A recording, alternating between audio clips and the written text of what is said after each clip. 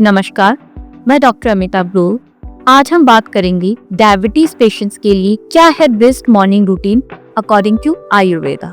आप में ज्यादातर देखा होगा एक सोमोजी इफेक्ट। सोमोजी इफेक्ट यानी अगर रात को डायबिटिक पेशेंट इंसुलिन ले रहा है, मेटफॉर्मिन ले रहा है या ग्लिमिपेराइड ले रहा है तो मॉर्निंग में इंसुलिन लेवल बहुत ज्यादा स्पाइक कर जाते हैं।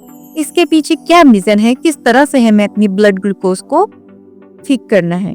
देखिए, जो शुगर है वो एक आप समझिए जैसे पानी में चीनी डाल के चाशनी वाला पानी किसी बर्तन से निकाल देंगे तो वो चिपचिपाहट छोड़ेगा।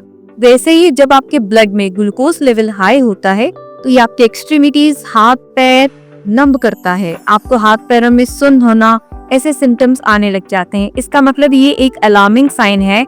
हमें आपकी HbA1c को ठीक करना है। आपकी डायबिटीज अब आपकी बॉडी को क्षति की तरफ लेके जा रही है। आपकी किडनीज, आपकी आईज, आपके हाथ पैर, इन तक अगर शुगर पहुंच जाएगी तो कहीं ना कहीं ये उनकी कार्य करने की क्षमता को खत्म कर देगा और आपकी बॉडी से डिटीरियरेशन की तरफ चले जाते हैं।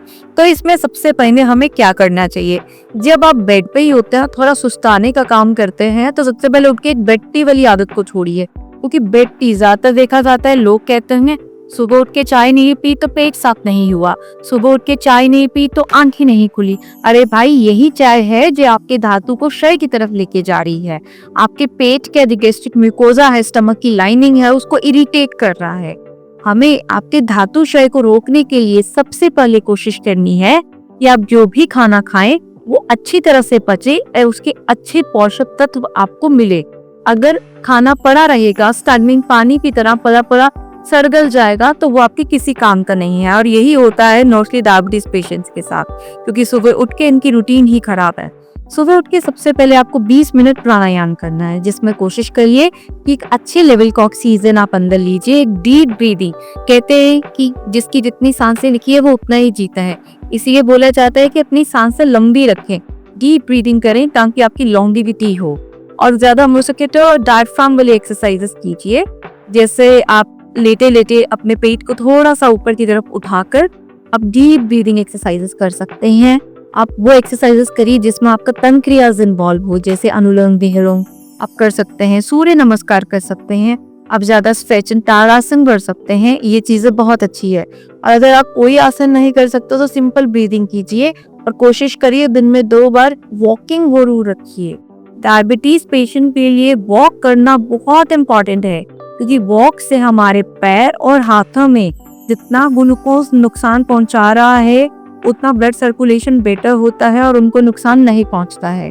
दूसरी बात है कि सुबह उठ के अपनी डाइट में आंवला एलोवेरा जरूर शामिल करिए। आंवला जिसकी शुगर कम होती है या ज्यादा होती है, दोनों के लिए अच्छा है।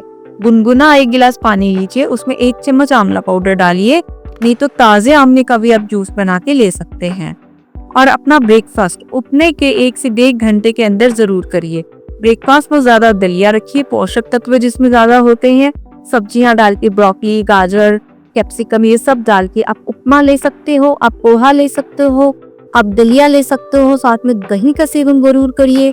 सुबह सुबह चाय मत लीजिए, हो सके तो नाश्ते के साथ आप छाछ वगैरह लीजिए। और खाना खाने के 1 घंटे बाद अगर आपका चाय पीने का मन करे तो डिप टी लीजिए। यहाँ पे दूध को अलग और चाय पत्ती को अलग करके फिर दोनों को मिक्स करिए, जिसको इंग्लिश टी की फॉर्म में बोला जाता है।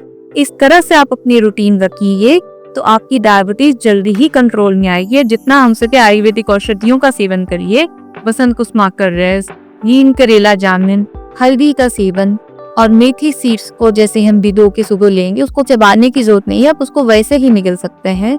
तो ये बहुत ही कारगर और बहुत ही इफेक्टिव रहता है। ऐसी और जानकारी के लिए आप हमें कांटेक्ट भी कर सकते हैं। हमारे साथ जुड़े रहने के लिए धन्यवाद।